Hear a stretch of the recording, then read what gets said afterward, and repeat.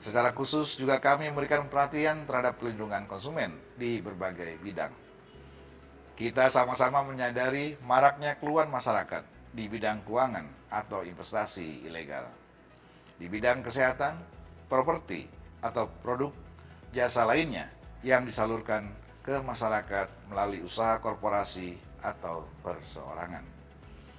Pada tahun 2020, kita mendengar banyak kelompok masyarakat yang kehilangan hak-haknya di pasar modal, perasuransian, perbankan, perumahan, pelayanan kesehatan, dan lain-lain.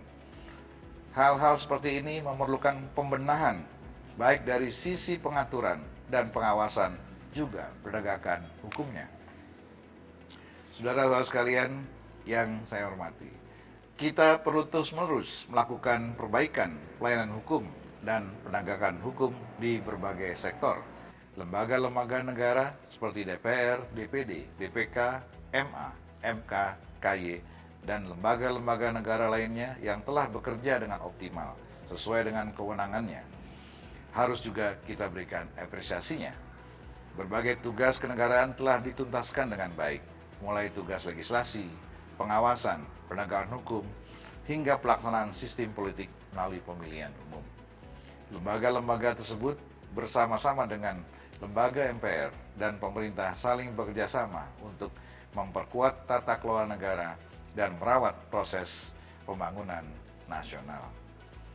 Kami sangat mendukung dan mensyukuri segala upaya pemerintah dan para pelaku kepentingan lainnya yang tetap memiliki semangat juang untuk membangun bangsa ini di berbagai sektor demi kemakmuran bangsa. Mulai permasalahan perekonomian, keamanan, ketenaga kerjaan, penegakan hukum, keharmonisan antar pemeluk agama, persoalan sosial dan politik, pengentasan kemiskinan, dan lain-lain sebagainya.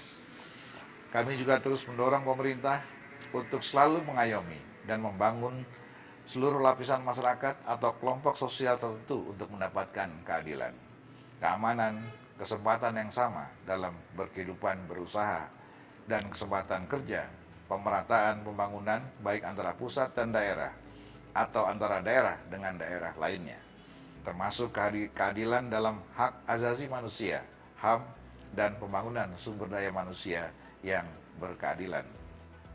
Pada kesempatan ini kami juga berharap ke depan pemerintah terus membuat kebijakan yang holistik atas daerah-daerah tertinggal atau yang kurang mendapatkan kesamaan perlakuan yang selama ini terabaikan, seperti Papua dan Papua Barat. Mari kita hindari hal-hal yang dapat merusak sendi-sendi keharmonisan kita, atau bahkan yang berpotensi meluluhlantakkan budaya kesantunan kita. Pada kesempatan ini kami juga berharap kepada para tokoh masyarakat, alim ulama, rohaniawan, dosen, guru, mahasiswa, dan siswa lainnya, serta para anak muda untuk bijaksana dalam penggunaan media sosial dalam berkomunikasi. Saudara-saudara sekalian, lebih kurang 10 tahun yang lalu, kita tidak menduga atau bahkan kita tidak menyadari betapa pesatnya perkembangan atau bisa disebut revolusi disruptif informasi, integrasi dan atau kombinasi teknologi informasi dengan media komunikasi, digitalisasi, dan teknologi informasi dan komunikasi, teknologi digital big data, telah menampilkan proses kehidupan manusia yang semakin cepat dan efisien. Big data dan blockchain telah mengembangkan komunikasi dan transaksi antar masyarakat sehingga semakin cepat dan efisien. Seperti kehadiran e-commerce, techfin, artificial intelligence, e-agriculture, e-medical, e-doctor, e-currency, digitalisasi currency, digital weapon, digital map, cyber teknologi, dan lain-lain sebagainya. Pertanyaan yang selalu muncul dalam pikiran kita saat ini adalah, apa lagi yang akan terjadi? Hendak kemana peradaban bangsa kita saat ini? Apakah masih akan sama seperti hari ini dalam beberapa waktu ke depan? Tentu saja tidak.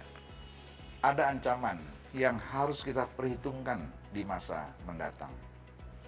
Jika kita tidak hati-hati dalam menyimpan dan mengelola data nasional kita, seperti data tertentu dalam kegiatan perekonomian, seperti perdagangan, pertanian, tekvin, dan data pertahanan, akan menjadi titik lemah kita dari kepentingan negara-negara lainnya. Saudara-saudara sekalian, kita harus memiliki arah, pokok-pokok haluan negara yang mampu memberikan gambaran bagaimana dan kemana kita dalam jangka waktu tertentu, 10, 25, 50, atau bahkan 100 tahun yang akan datang. Konsep masa depan perlu disusun dalam suatu rancangan dan pedoman strategis sebagai acuan umum haluan negara yang ditetapkan dalam kekuatan hukum yang kuat. Untuk itu MPR mengajak seluruh pemangku kepentingan untuk mewujudkan gagasan perlunya kembali dihadirkan pokok-pokok haluan negara atau PPHN sebagai bintang pengarah masa depan Indonesia. Saudara sekalian, demikianlah refleksi yang dapat kami sampaikan. Semoga Allah Subhanahu wa Ta'ala, Tuhan yang Maha Esa, senantiasa melindungi bangsa Indonesia. Selamat tinggal tahun 2020 yang kelam, dan selamat datang tahun 2021 yang penuh harapan. Wabillahi taufiq wa hidayah. Wassalamualaikum warahmatullahi wabarakatuh.